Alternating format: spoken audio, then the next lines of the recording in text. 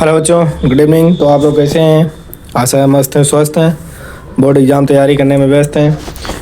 तो आज की क्लास में हम आपको जीव जनन कैसे करते हैं कि इम्पोर्टेंट एमसीक्यू बताने वाले हैं। तो चलिए शुरू करते हैं। क्वेश्चन नंबर 1, अलैंगिक जनन में भाग लेने वाले जीवों की संख्या। तो अलैंगिक जनन में कितने जीव भाग लेते हैं वो आप सभी को पता है कि एक जीव, क्योंकि अलैंगिक जनन होता है उसमें नर और मादा की ज़रूरत नहीं होती है। ठीक, तो इसमें क्या होगा? एक। अमीबा में जनन की विधि क्या है? तो अमीबा में जो जनन की विधि होती है वो क्या होती है? द्विखंडन। इसमें क्या होता है? एक अमीबा टूट के दूसरे अमीबा का निर्माण कर लेता है। ठीक। क्वेश्चन 3, ईस्ट में जनन किस विधि से होता है? तो जो ईस्ट में जनन होता है वो किसके द्वारा होता है? मुकुलन। मुकुलन का मतलब ये होता है जब कोई मुकुल मतलब होता है गांठ जनन। ठीक, तो गांठ के द्वारा जब जनन हो तो क्या कहलाएगा? मुकुलन। मतलब कि पहले तो क्या हो, एक बड निकले। ठीक, वही बड क्या करे, आगे केंद्रक बना के किस में परिवर्तित हो जाए, मतलब बड़े दूसरे जीव में परिवर्तित हो जाए। ठीक, तो क्या कहलाएगा? मुकुलन। तो ईस्ट में जनन किसके द्वारा होता है? मुकुलन के द्वारा। बीजाणु जनन पाया जाता है तो बीजाणु जनन फर्म में पाया जाता है। ठीक। हाइड्रा में अलैंगिक जनन की विधि क्या होती है? तो हाइड्रा में भी अलैंगिक जनन की विधि क्या होती है? मुकुलन। जैसे इसमें बताया गया फिगर में, जैसे एक हाइड्रा था। ठीक, ये एक हाइड्रा था, क्या हुआ? इसमें एक गांठ निकली और एक नए हाइड्रा का निर्माण कर दी, तो क्या हो गया? मुकुलन विधि। क्वेश्चन 6, लैंगिक जनन में बनने वाली कोशिकाएं। तो लैंगिक जनन में बनने वाली कोशिकाएं क्या कहलाती हैं? युग्मक। क्योंकि जब एक स्पर्म और ओवम का जब निर्माण होता है तो क्या बनता है? जाइगोट। ठीक, जाइगोट को क्या कहते हैं?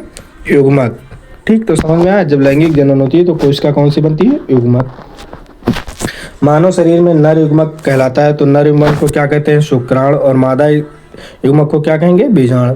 तो इसका आंसर क्या सही होगा? शुक्राणु। ठीक।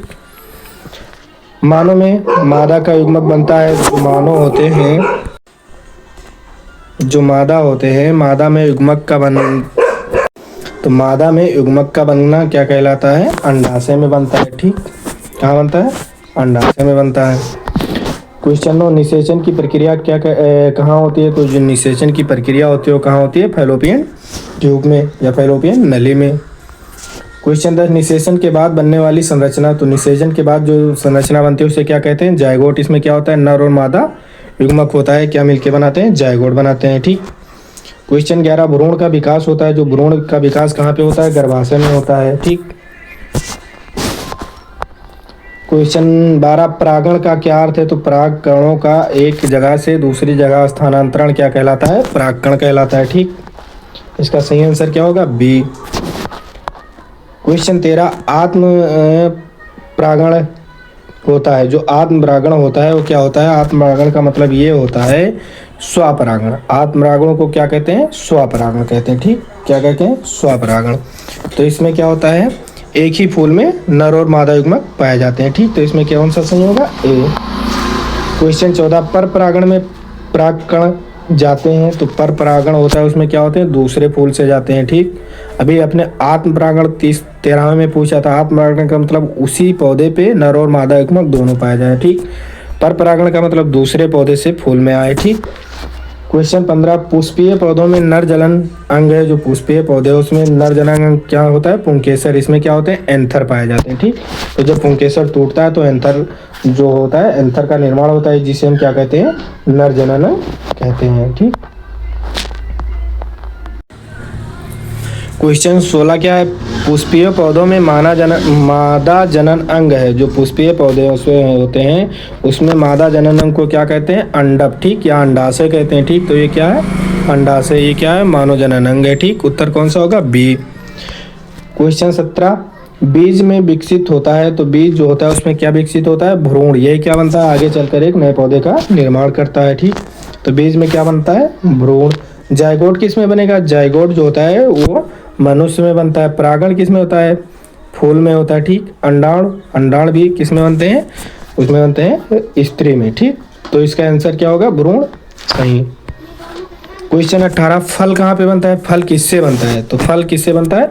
अंडाशय से। ठीक, जो अंडाशय पाया जाता है, जैसे ये आपका फूल हो गया। ठीक, इसके फूल में जो नीचे अंडाशय पाया जाता है वही आगे चलकर क्या बनाता है? एक फल बनाता है। ठीक, तो इसका सही आंसर क्या होगा? बी। क्वेश्चन 19, अलैंगिक जनन का क्या लाभ है? जो अलैंगिक जनन होता है कम समय में अधिक संतान, ठीक। तो इससे लाभ क्या होगा? कम समय में अधिक संतान पैदा करना क्या कहलाता है? अलैंगिक जनन, ठीक। तो इसका सही आंसर क्या होगा? बी। क्वेश्चन 20, लैंगिक जनन का प्रमुख लाभ क्या है? तो लैंगिक जनन इसमें क्या होता है? जो विविधता होती है वो क्या होती है? बराबर पाई जाती है एक स्पीसीज से दूसरे स्पीसीज में, या एक जो होते हैं, ठीक, उसी से। क्वेश्चन 21 क्या है? बहुखंडन पाया जाता है। तो बहुखंडन किस में पाया जाता है? प्लाज्मोडियम। इसमें क्या होता है? जब प्लाज्मोडियम बनता है तो इसमें बहुत सारे बीज निकलते हैं, ठीक। तो ये किस में पाया जाता है? बहुखंडन, प्लाज्मोडियम। इसका सही आंसर क्या होगा? बी।